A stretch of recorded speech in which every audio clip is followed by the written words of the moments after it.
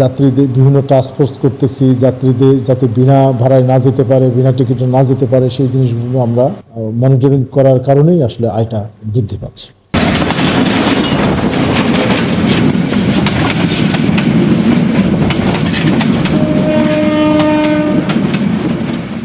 যাত্রী ভাড়া না বাড়িয়ে গত এক বছরে রেলওয়ে পূর্বাঞ্চলে রাজস্ব আয় বেড়েছে। যাত্রী পরিবহন সম্প্রসারণ, নতুন ট্রেন চালু, টিকিট বিক্রিতে ডিজিটাল ব্যবস্থা এবং প্রশাসনিক দক্ষতা বৃদ্ধির ফলেই বেড়েছে আয়।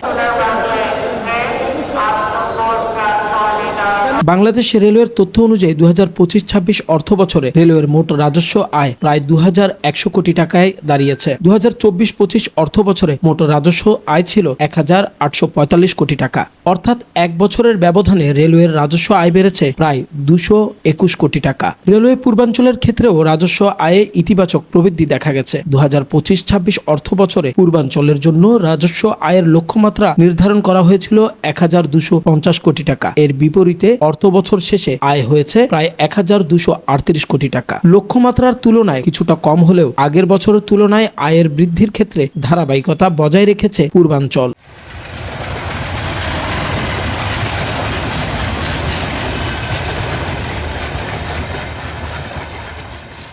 তবে রেলওয়ের রাজস্ব আয়ের অন্যতম গুরুত্বপূর্ণ খাত পণ্য পরিবহনে এখনও কাঙ্ক্ষিত গতি আসেনি। বিশেষ করে ইঞ্জিন সংকটের কারণে পণ্যবাহী ট্রেন পরিচালনায় বিঘ্ন ঘটায় এ খাতের আয় কমেছে। সারা দেশে 2025-26 অর্থ বছরে পণ্য পরিবহন খাতে আগের বছরের তুলনায় প্রায় 9 কোটি টাকা আয় কমেছে বলে রেলওয়ের তথ্য থেকে জানা যায়।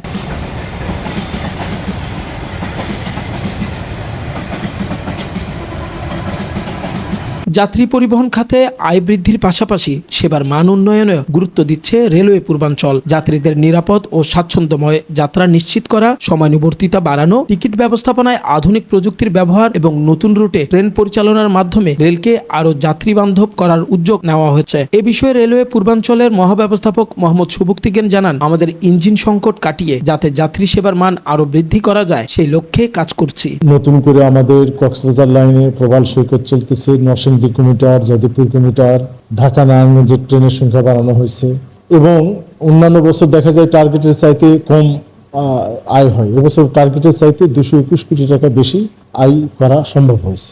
তার মানে রেল ভালোর দিকে যাচ্ছে এবং আমাদের এই প্রচেষ্টাটা অব্যাহত থাকবে। এটার পিছনে ধরুন সকলের পরিশ্রম আছে, আমাদেরকে টপ বটম সবার, এখানে মাননীয় মন্ত্রী, প্রতিমন্ত্রী, সচিব থেকে ডিজি থেকে শুরু করে সবার।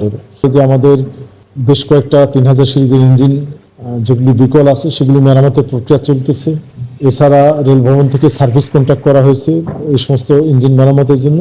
আবার অন্যদিকে বেশ কিছু নতুন ইঞ্জিন কেনার প্রক্রিয়া চলমান আছে রেল ভবন থেকে। তো সুতরাং এই দুই অ্যাপ্রোচে আমরা এগিয়ে যাচ্ছি। আমরা আশা করতেছি যে খুব অল্প সময়ের মধ্যে আমাদের ইঞ্জিন সংখ্যা বাড়বে, কোচ বাড়বে এবং আমাদের ট্রেনের সংখ্যা বাড়বে। বিশ্লেষকদের মতে যাত্রী ভাড়া না বাড়িয়ে সেবা ও পরিচালনা দক্ষতার মাধ্যমে রাজস্ব আয় বাড়ানো রেলওয়ের জন্য ইতিবাচক একটি দৃষ্টান্ত। তবে এই প্রবৃদ্ধিকে আরও টেকসই করতে হলে পণ্য পরিবহনের ক্ষেত্রে ইঞ্জিন সংকট কাটানো, ট্রেনের সময়ানুবর্তিতা নিশ্চিত করা এবং যাত্রী সেবার মান আরও উন্নত করার দিকে গুরুত্ব দিতে হবে।